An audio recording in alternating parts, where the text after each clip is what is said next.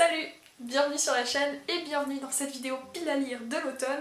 Une pile à lire qui n'a pas pour exclusivité des livres liés à la saison, mais j'ai quand même essayé de placer quelques petits livres qui me semblent refléter à merveille l'automne. C'est une pile à lire que je ne vais certainement pas suivre à la lettre, mais ce sont les livres que je prévois de lire ces prochains mois. Vous allez vite le remarquer, certains des livres dont je vais parler dans cette vidéo, eh bien j'en ai parlé dans la précédente, mais j'ai exclu une bonne partie d'entre eux, donc cette pile à lire est en partie incomplète puisque beaucoup des livres dont je vous ai parlé dans mon book haul précédent, eh bien ce sont des livres que je voudrais lire ces prochains mois. On commence sans plus tarder et on va entrer directement dans le thème avec un livre qui parle de sorcières.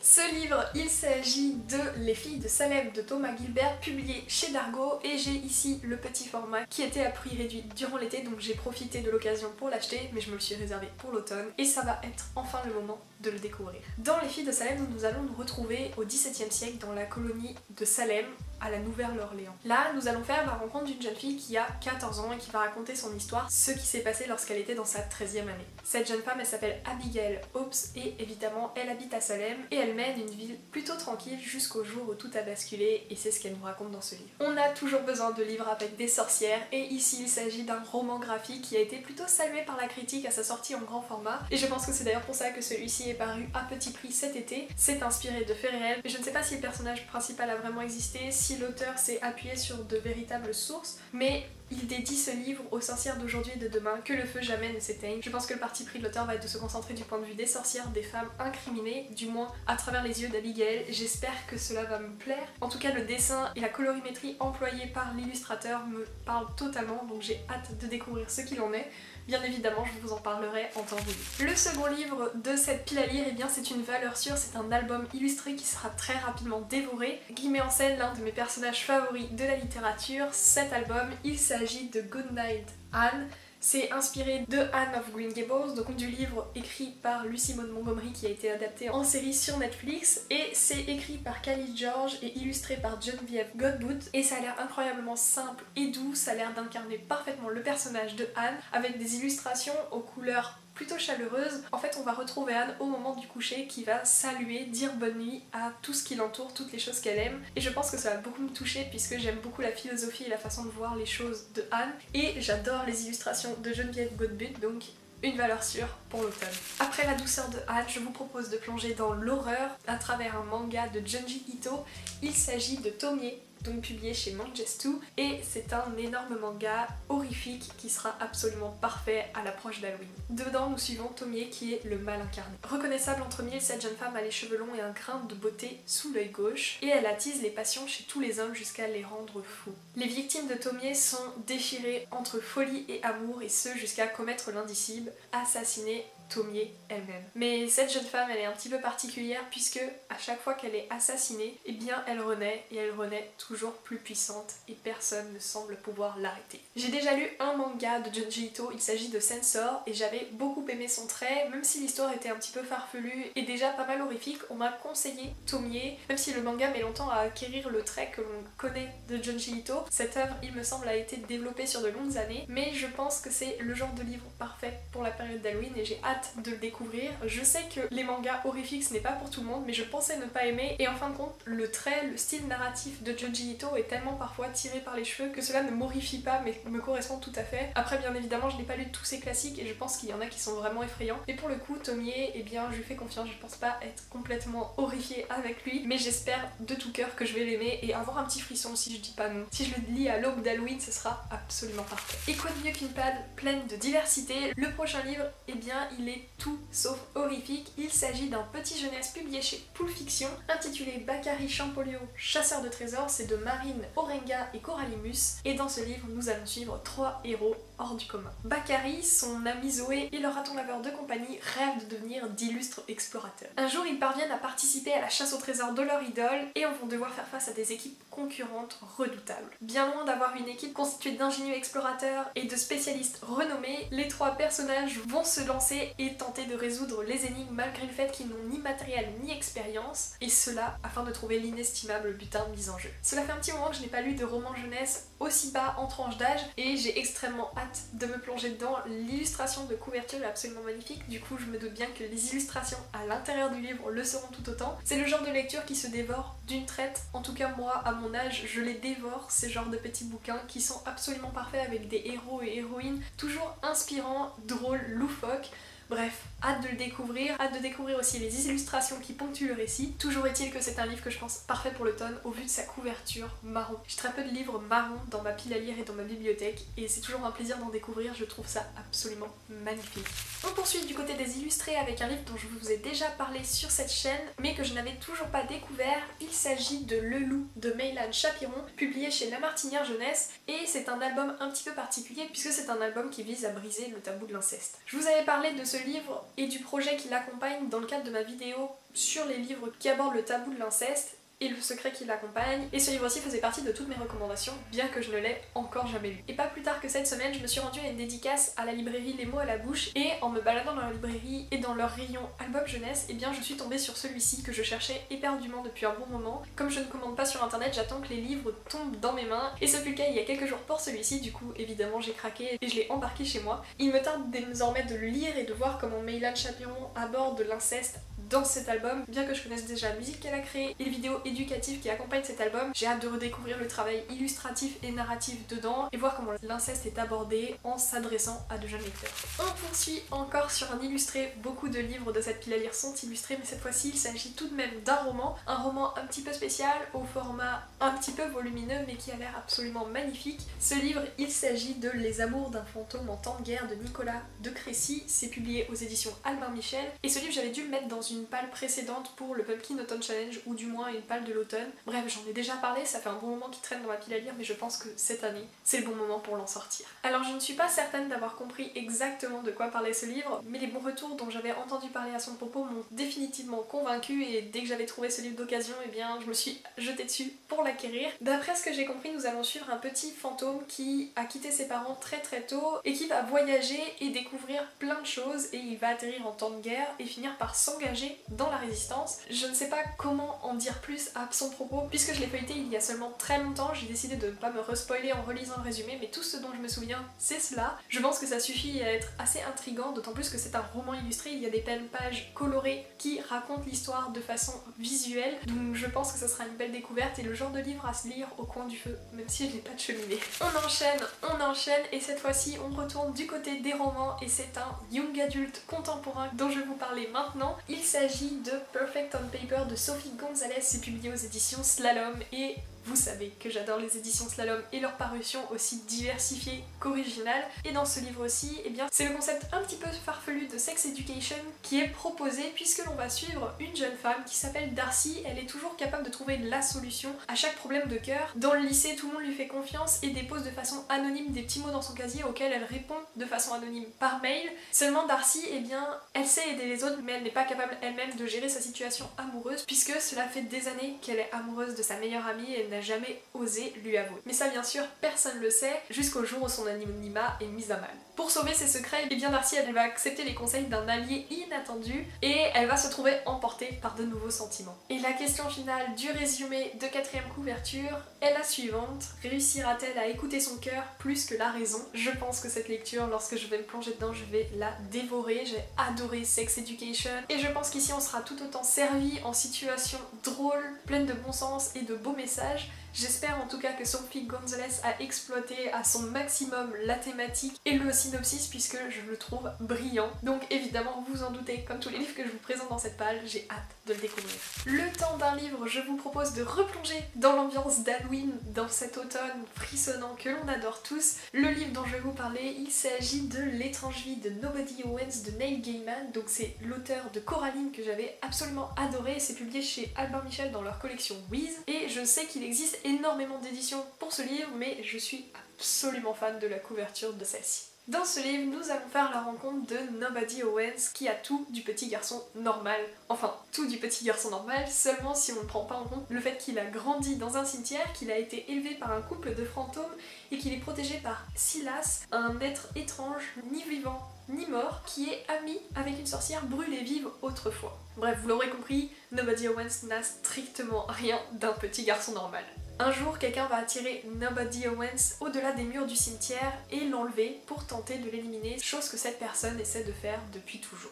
Et dans cette histoire, Nobody Owens va découvrir à quel point le monde des vivants est dangereux. Voilà une histoire noire, plutôt magique et qui, je l'espère, m'emportera dans une lecture sombre et profonde. Je sais que j'aime la plume de Neil Gaiman, donc il n'y a pas de raison que ce livre-ci ne me plaise pas, d'autant plus que j'en ai entendu du bien et que je pense que c'est un classique d'Halloween. Donc hâte de faire la rencontre de Nobody Owens, de découvrir le couple de fantômes qu'il a élevé et le cimetière dans lequel il a grandi. On passe désormais à quelque chose de plus léger et surtout à de la poésie. Le livre que je souhaite lire cet automne, il s'agit de L'amour en poésie. C'est une anthologie de Clémentine Beauvais publiée chez Folio Junior et on le sait tous, la poésie a pour thème de prédilection l'amour et Clémentine Beauvais propose dans ce livre une sélection de poèmes qui abordent plein de thématiques liées aux sentiments amoureux, une sélection faite par l'une de mes autrices préférées, que demander de plus. J'espère sincèrement être bouleversée, touchée et émue et j'espère que ce sera un livre qui accordera une grande part aux contemporains puisque la plupart des anthologies que j'ai découvertes jusqu'alors, eh bien elles étaient souvent centrées sur des poèmes d'un autre temps, ce qui est plutôt normal puisque la poésie devait être plus foisonnante à une autre époque, mais j'ai un petit faible pour la poésie contemporaine donc j'en attends beaucoup de ce recueil qui a déjà bien vécu entre mes mains puisque mon plat de nouilles sautées s'est renversé dessus et le livre est déjà foutu. Il est tout jaune et il pue, mais ça ne m'empêchera pas de découvrir cette anthologie. Désolée Clémentine Beauvais, j'ai massacré ton livre. Mais bon, la lecture restera aussi bonne que si le livre était neuf. Mais bon, elle sent la nouille sautée. Le prochain livre, je vous en ai parlé dans ma précédente vidéo, mais j'ai tellement hâte de le lire que je l'ai replacé une nouvelle fois dans celle-ci. Il s'agit de l'autre côté de l'eau de Elisabeth Acevedo, c'est traduit par Clémentine Beauvais. J'ai involontairement mis les deux livres à la suite. Le gros spot pub pour Clémentine Beauvais est fait. C'est publié chez Nathan et dans ce livre, nous allons suivre deux jeunes filles qui vivent de part et d'autre de l'océan et qui ne semblent n'avoir aucun point commun. Seulement un jour, un avion s'écrase en mer entre New York et la République dominicaine où chacune d'elles habite et ce drame, eh bien, va les lier pour plus de raisons qu'il n'y semble puisque toutes les deux vont être en deuil, mais l'histoire ne s'arrête pas là. Voilà l'un des livres que j'ai le plus hâte de lire en ce moment. Du vers libre, une histoire familiale avec des personnages racisés qui ont une histoire en commun mais ne se connaissent pas encore. Ce livre a tout pour lui et j'espère qu'il me plaira. On poursuit avec une nouveauté qui a fait beaucoup de bruit sur la blogosphère et sur Bookstagram. Il s'agit du second tome de l'adaptation BD de Phobos de Victor Dixon, illustré par Eduardo Francisco. C'est intitulé La règle du jeu et c'est publié chez Glénat. J'avais beaucoup aimé le premier tome qui allait très vite dans l'avancée des événements. Il proposait une version narrative très différente de Phobos mais plutôt fidèle à celui-ci puisque évidemment Victor Dixon est au scénario. J'avais hâte de lire le second tome, bien évidemment je me souviens plus très bien du premier tome donc il va peut-être falloir que je le relise avant de me plonger dans le second, mais toujours est-il, j'ai très envie de découvrir ce second tome qui vient de paraître et qui je l'espère sera à la hauteur de mes attentes. Ensuite on retourne du côté de l'illustré avec un bel album illustré assez épais. Il s'agit de L'ombre du golem de Eliette Abécassis et illustré par Benjamin Lacombe, publié aux éditions Flammarion. Et je vous en ai certainement déjà parlé sur cette chaîne, cela fait 1 an que ce livre est dans ma pile à lire et pourtant j'ai terriblement envie de le découvrir puisque j'aime le trait de Benjamin Lacombe et je ne connais pas encore Eliette Abécassis et cela me donne terriblement envie de découvrir cette histoire, d'autant plus que je ne connais rien du résumé puisque en 4e de couverture il est inscrit: j'avais assez de souvenirs et de questions et l'envie grandissante de retourner voir ce fameux golem. Cette créature incroyable, invention du plus grand génie de Prague. Je ne connais absolument pas cette histoire, je ne connais absolument pas de quoi cela va parler, comment l'histoire est construite, bref, tout ce qu'il faut pour que ça me donne encore plus envie de le découvrir. Je ne veux pas de spoil dans les commentaires puisque cela me va très bien de rien en savoir. Et ça me donne encore plus envie de le découvrir puisque j'ai une confiance aveugle dans les textes qui sont illustrés par Benjamin Lacombe. Et comme cette pile à lire est une pile à lire qui englobe Halloween, je vais encore vous parler d'un livre qui fait frissonner, du moins qui, d'après ce que j'ai compris, fait frissonner. Ce livre, il s'agit de Thorngrove de Cécile Guyot. C'est publié chez Lynx. Alors il me semble que ce livre a été réédité chez quelqu'un d'autre, mais je ne suis pas sûre. Voilà. Dans cette histoire, il est question de manoirs abandonnés, de jumelles maudites et de légendes noires avec une forêt d'épines. Bref, le bon mix qu'il faut pour se faire frissonner et apprécier un roman plutôt sombre. Dans Tongrove, nous suivons Madeline qui débarque dans une petite ville du Wisconsin et s'intéresse un petit peu trop à Tongrove. Tongrove, c'est un vieux domaine isolé qui déclenche des séries d'événements de plus en plus inquiétants. Et un jour, la sœur de Madeline est elle-même touchée. Madeline, bien évidemment, elle ne va pas rester les bras croisés, elle va se poser avec beaucoup d'inquiétude quelles sont les formes obscures qu'elle a bien pu réveiller. Ce livre, il est plutôt court pour un roman, il est assez épais, mais la pagination n'est pas très élevée, et en plus de ça, le corps de caractère et l'interlignage est assez élevé, donc je pense que lorsque je me plongerai dedans, il sera très vite dévoré. Je trouve la couverture absolument magnifique. Bref, le livre parfait pour l'automne qui fait peur, mais qui ne fait pas trop peur, parce que bon, j'aime bien les livres qui font frissonner, mais il y a des limites quand même, parce que je dors toute seule dans mon appart. Je vais pas trop apprécier si j'entends du bruit au milieu de la nuit chez le voisin, et que j'ai l'impression que c'est dans mon appartement. Hâte de découvrir Tongrove, je pense que ce sera une de mes prochaines lectures parce que j'ai vraiment envie d'entrer dans le mood automnal et j'avoue que pour le moment je lis encore des livres qui se déroulent en plein milieu de l'été sous la canicule. Le prochain livre, on ne le présente plus, il s'agit de Nick et Charlie qui est une novella dans l'univers de Heartstopper. Enfin c'est Heartstopper qu'on ne présente plus et les personnages Nick et Charlie, mais bon vous avez compris je suppose, il s'agit d'un livre évidemment de la queen Alice Oseman publié aux éditions Hachette Roman. Alors je n'ai pas d'excuses, je suis à jour dans quasiment tous les livres d'Alice Oseman, en fait je crois que je les ai tous lus, même ceux sortis en VO et pas en VF, et il me manque celui-ci. Je ne sais pas pourquoi je ne me suis toujours pas lancée dedans, il va falloir le faire, d'autant plus que les novellas ça se dévore très rapidement, donc je n'ai vraiment aucune excuse, d'autant plus que j'adore l'univers d'Heartstopper, donc c'est toujours un plaisir de se replonger dedans. Je ne vais pas vous faire un résumé détaillé, ni même de résumé tout court de ce livre, puisqu'il s'agit d'une novella dans l'univers d'Heartstopper, je ne veux évidemment pas spoiler certains d'entre vous vis-à-vis de cet univers, et je ne veux pas moi-même me spoiler en lisant le résumé, puisque je ne me souviens plus ce qu'abordent Nick et Charlie exactement, quelle période de la vie des deux personnages, quels sont les événements qui s'y déroulent, bref. Je ne veux pas me spoiler, le livre est suffisamment court pour que je le dévore en une soirée et que je n'ai pas besoin de savoir même de quoi il parle en vérité. Encore un livre présenté dans ma précédente vidéo dans mon book haul, mais bon j'ai tellement hâte de le lire que tout comme pour De l'autre côté de l'océan, je vais vous en reparler rapidement ici parce que c'est un des livres qui me fait le plus envie de ma palle et je sais que je vais le dévorer cet automne, donc on le replace ici et on en parle encore, ça ne pose pas problème à mes yeux.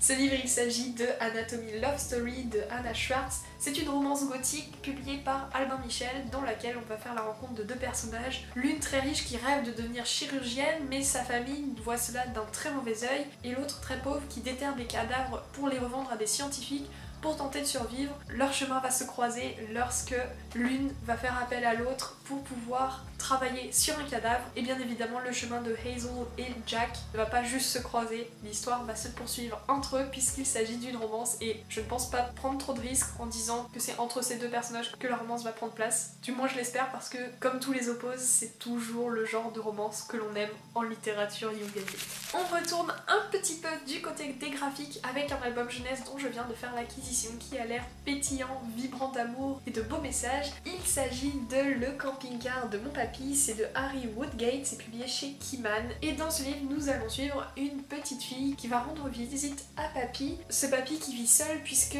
grand-pa est décédé. Grand-pa c'est l'homme avec qui papy lorsqu'il était jeune voyageait à travers le monde dans un camping-car et depuis que grand-pa n'est plus là, le camping-car prend la poussière dans le garage et papy n'a clairement plus envie de se lancer dans l'aventure, seulement la petite fille va tenter de le faire changer d'avis. C'est un album sur la famille, sur la perte et sur l'amour, des sujets touchants, et d'autant plus qu'il y a de la représentation dedans, tout ce qu'il me fallait pour craquer puisque, vous vous en doutez, des illustrations lumineuses comme celle-ci, une histoire pareille, ça ne peut que me faire rêver. Le prochain livre dont je vais vous parler, il s'agit de La princesse sans visage, c'est le premier tome des Royaumes immobiles de Ariel Holtz, publié aux éditions Slalom. Ce livre, je l'avais débuté il y a quelques temps avant qu'il paraisse, mais je ne l'ai toujours pas fini. Il n'y a pas de raison à cela, je l'avais simplement posé et oublié chez moi et du coup j'avais pas pu le continuer. Et entre temps j'avais commencé d'autres livres et je n'ai pas repris la lecture depuis. Pourtant, j'avais énormément apprécié le début de l'histoire. Dans ce livre, il est question de jeux de pouvoir, de cours et de relations plutôt malsaines, mais c'est ce qui fait l'ambiance glauque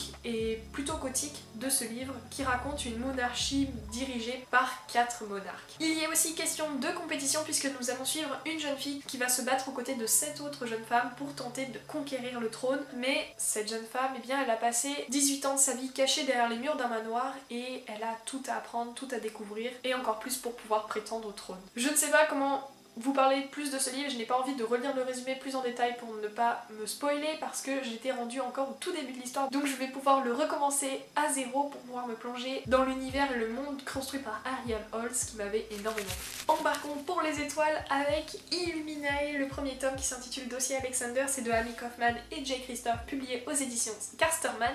C'est un énorme pavé de plus de 600 pages mais avec une narration plutôt éclectique composée de conversations par message, de documents papier secrets, bref, une narration explosive qui raconte l'histoire de Cady et Ezra. On se retrouve en 2575 et ce jour-là, Cady et Ezra viennent de rompre.